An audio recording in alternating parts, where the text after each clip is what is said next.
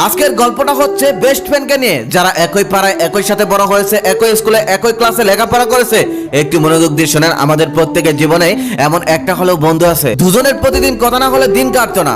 যে যেখানেই থাকুক না কেন, সারাদিনের সিক্রেট কথাগুলো শেয়ার না করতে পারলে তাদের রাতে ঘুমিয়ে আসতো না। এভাবেই তাদের বন্ধুত্ব 10টি বছর কেটে গেল। আর একটি বন্ধু 10 বছর টিকে থাকা এটা কোনো সহজ কথা নয়। তাদের দুজনের মধ্যে একজনের নাম সিধু, যে ছিল হিন্দু, আরেকজন হলো আদি, যে হলো মুসলিম। তারা দুজন ধর্মীয় দিক থেকে ভিন্ন হলেও তাদের বন্ধুত্বের মধ্যে এটা নিয়ে কোনো প্রভাব ছিল না। তারা একই সাথে কলেজে উঠলো আর একই কলেজে ভর্তি হলো। বলে রাখা ভালো, সিধু ছিল একটু শান্ত স্বভাবের, লজ্জার ভাবটা একটু বেশি ছিল তার। আদি আবার ছিল এদিকে বিপরীত, খুবই চালাক। সে খুব সহজেই সে যে কারোর সাথে মিশে যেতে পারতো। কলেজ জীবনে আদি একটা মেয়ের সাথে সম্পর্কে জড়িয়ে পড়ে। আদি মেয়েটাকে অনেক ভালোবাসতো, তবে মেয়েটা আদিকে ভালোবাসতো না, আদির সাথে শুধু টাইম পাস করতো। সিধু একটু বোকা টাইপের হলেও মেয়েটা যে ভালো না এটা সে খুব ভালোভাবেই জানতো, কিন্তু আদি তাকে অনেক ভালোবাসতো বলে এই ব্যাপারে সে কখনোই কিছু বলতো না। একদিন বিকেল বেলা সিধু দেখতে পেল সেই মেয়েটি একটি পার্কে অন্য একটি ছেলের সাথে হাত ধরে বসে আছে। এমন ভাবে বসে আছে দেখেই মনে হচ্ছে ওখানে স্বামী স্ত্রী বসে আছে। তারপর সিধু দৌড়ে চলে গেল আদির বাসায়, আর সেখানে যাওয়ার পর সমস্ত ঘটনা খুলে বলল। সমস্ত ঘটনা শুনে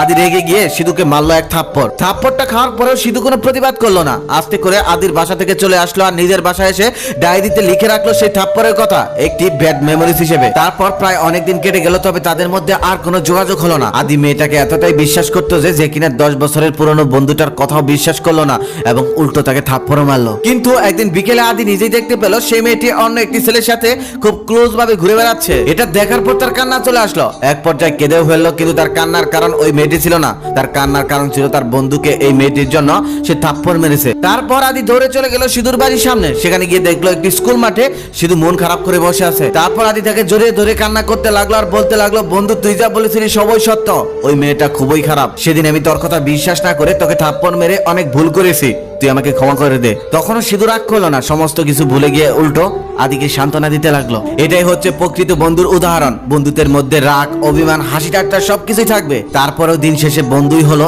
একে অপরের খুব ভালো সঙ্গী। জীবনে চলার পথে অনেক মানুষের সাথে পরিচয় হয়, অনেকের সাথে বন্ধুত্বের সম্পর্ক হয়, তবে আমি মনে করি পৃথিবীর সব থেকে ভালো বন্ধু হলো বাল্যকালে সে একসাথে বড় হওয়ার বন্ধুগুলো, যারা তোমার মনের খবর জানে, যারা তোমার পছন্দ অপছন্দ জানে, যারা খুব ভালোভাবে জানে তুমি কিতে বেশি খুশি হও, যারা খুব ভালোভাবে জানে তুমি কিতে অনেক বেশি রেগে যাও, যারা জানে শৈশবে তোমার দুর্বলতার কথা, যারা জানে জীবনের প্রথম তুমি কোথায় কার কাছে পেয়েছিলে ব্যথা, যারা তোমার সোনালী দিনগুলো সাক্ষী, তারা হলো তোমার বাল্যকালের বন্ধু। আম চুরি, জাম চুরি, কাঁঠাল চুরি, লিচু চুরি, কত চুরির খবরই না জানে তারা। সেই দিনগুলো আজও মাঝরাতে মনে পড়ে সেই পুরনো বন্ধুগুলোর কথা, যাদের সাথে সময়ের কোনো পরিকল্পনা ছিল না।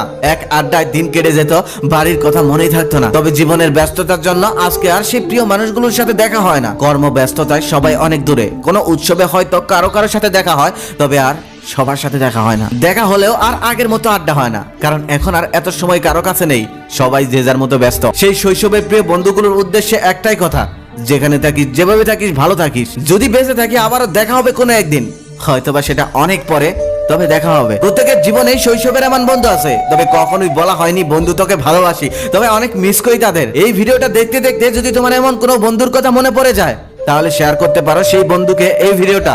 হ্যাঁ, তোমার পক্ষ থেকে আমি তাকে বলে দিচ্ছি, অনেক ভালোবাসি বন্ধু।